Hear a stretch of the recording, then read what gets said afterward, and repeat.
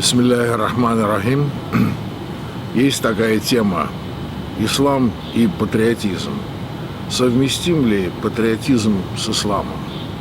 Прежде всего, я хочу начать с того, что для человечества существует только две модели цивилизации. Одна кочевая, другая оседлая.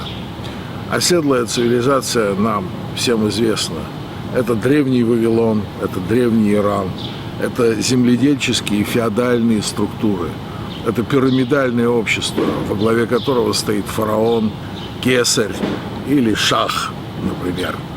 А кочевая цивилизация – это цивилизация воинов, которые являются людьми, равными друг другу. Это цивилизация, основанная на справедливости и на вкусе вечности. И между двумя этими цивилизациями всегда шла борьба. Ислам, единобожие, обращается ко всему человечеству, но приходит через пророков, которые принадлежат к кочевым структурам. Поэтому кочевое отмечено в исламе как наиболее главный оперативный момент. Ислам изначально, начиная с Ибрахима, алейхиссалам, построен на переселении, на хиджре. В основе исламской активности лежит смена места.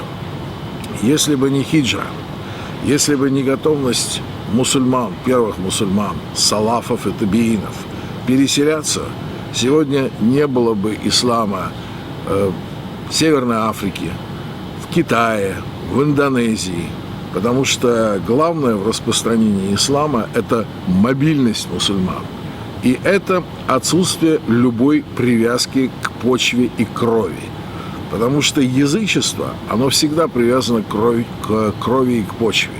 Язычество, связанное с оседлой, земледельческой, феодальной, фараонической цивилизацией, это «Blut und Boden», как говорили немцы, кровь и почва.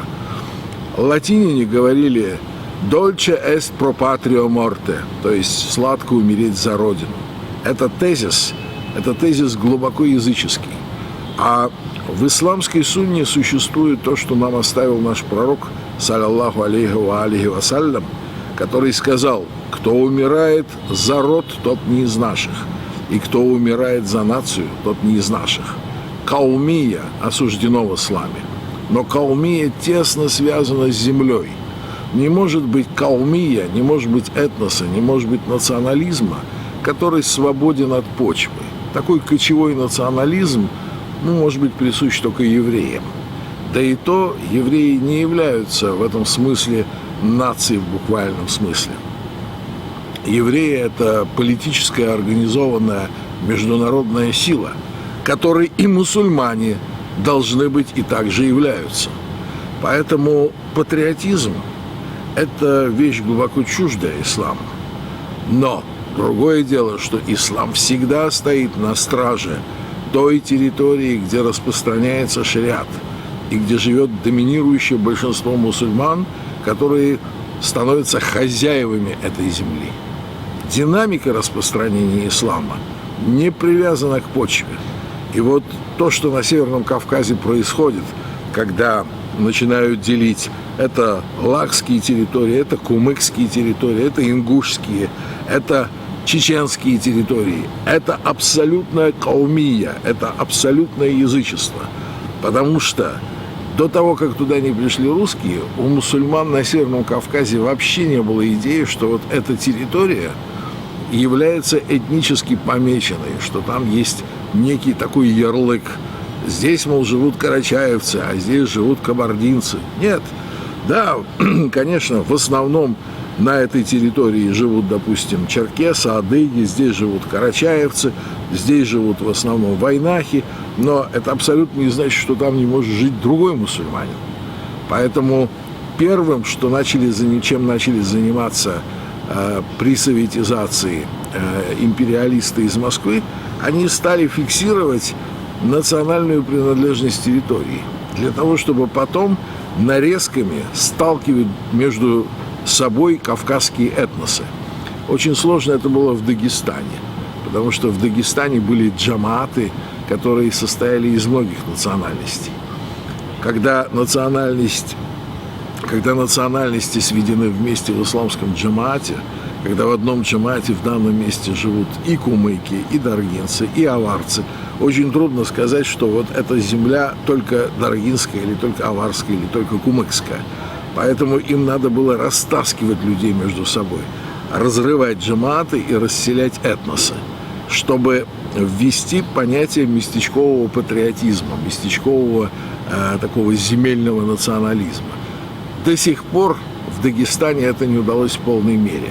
Но сама попытка сделать это указывает на то, что патриотизм – это оперативное оружие язычества, оперативное оружие политического язычества, которое всегда направлено против ислама. А вот защита территории распространения шариата – это совсем другое. Но это не патриотизм, это зона политической защиты некоторых принципов, которые фундаментально контролируют, помогают контролировать исламу эту землю. Потому что это осуществление коранического тезиса «сражайтесь до тех пор, пока вся религия на земле не будет принадлежать одному Аллаху». И распространение религии, которая принадлежит одному Аллаху, выражается в том, что на этой территории действует шариат. Действует шариат между людьми, действует шариат между членами джамаата, который, естественно, является доминантным законом, законом справедливости и для тех, кто в джамаат не входит.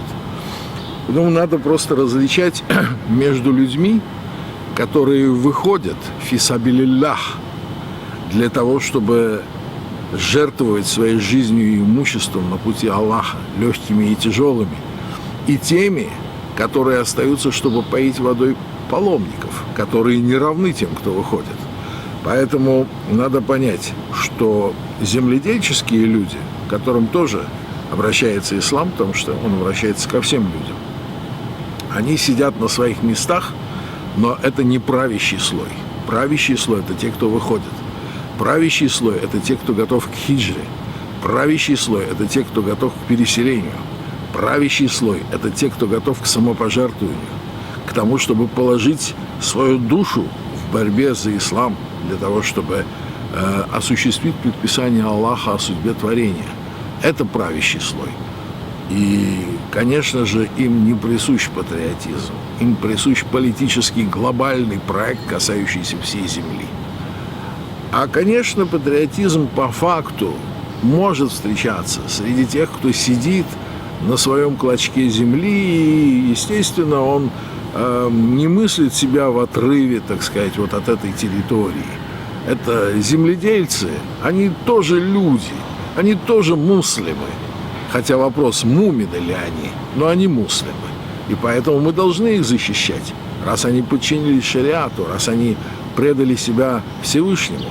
Мы должны их защищать. Но это не патриотизм, это чисто политический проект. А патриотизм заменяет религию. Патриотизм – это псевдорелигиозное языческое чувство. Поэтому ислам и патриотизм – это полярно противоположные вещи. И к Всевышнему мы прибегаем.